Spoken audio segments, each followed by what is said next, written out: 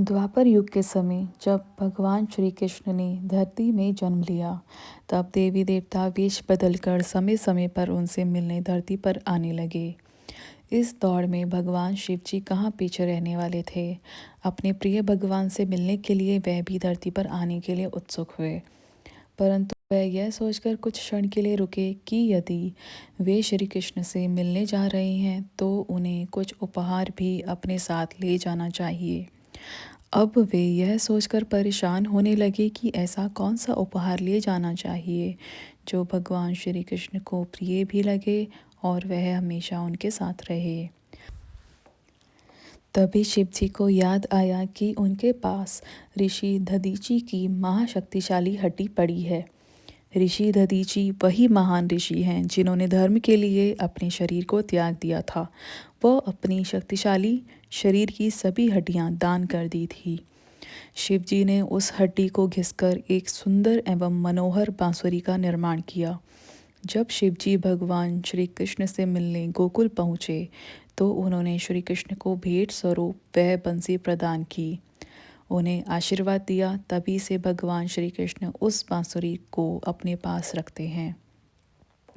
आखिरी समय में जब भगवान श्री कृष्ण ने राधा से कुछ मांगने का अनुरोध किया, इस पर राधा ने कहा कि वह आखिरी बार उन्हें बांसुरी बजाते हुए सुनना चाहती हैं।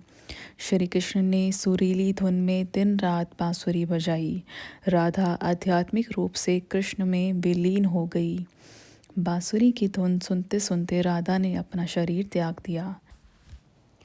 श्री कृष्ण की बांसुरी की कहानी हिंदू धर्म में गहरी आध्यात्मिक और सांस्कृतिक महत्व रखती है। यह उनकी लीलाओं का एक अभिन्न हिस्सा है और भक्ति, प्रेम और आध्यात्मिकता का प्रतीक है। भगवान कृष्ण के हाथों में बांसुरी, जिसे मुरली या वेणु भी कहते हैं, केवल एक वाद्य यंत्र नहीं थी। यह उनकी दिव्य शक्तियों और उनके प्रेम के प्रतीक के रूप में जानी जाती हैं। श्री कृष्ण की बांसुरी से निकलने वाली धुन इतनी मधुर और दिव्य होती थी कि हर कोई उसकी ओर खिंच जाता था। यह धुन प्रेम, शांति और आध्यात्मिकता की अभिव्यक्ति थी। श्रीमद् भागवत, महापुराण और अन्य ग्रंथों में उल्लेख मिलता है कि जब श्री कृष्ण बांसुरी बजाते थे तो गोपियाँ अपने सारे कार्य छोड़कर उनकी ओर दौड़ पड़ती थी। उन्हें कृष्ण की बांसुरी की धुन में ऐसा आकर्षण और प्रेम दिखाई देता था जिसे वे रोक नहीं पाती थी।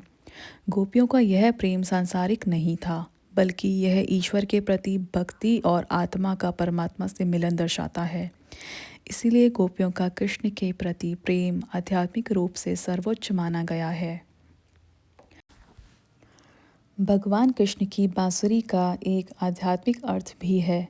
बांसुरी खाली होती है, जिसका अर्थ है कि हम अपने भीतर अहंकार, वासना और इच्छाओं को निकालकर स्वयं को ईश्वर के प्रति समर्पित कर देते हैं।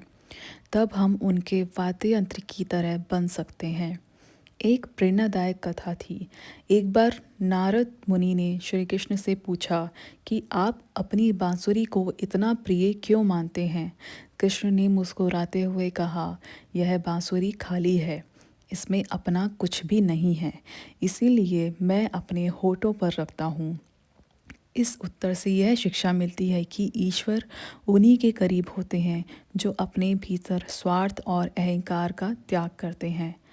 भगवान कृष्ण की बांसुरी केवल एक वाद्य यंत्र नहीं है, बल्कि प्रेम, भक्ति और आत्मा की ईश्वर से एकता का प्रतीक है।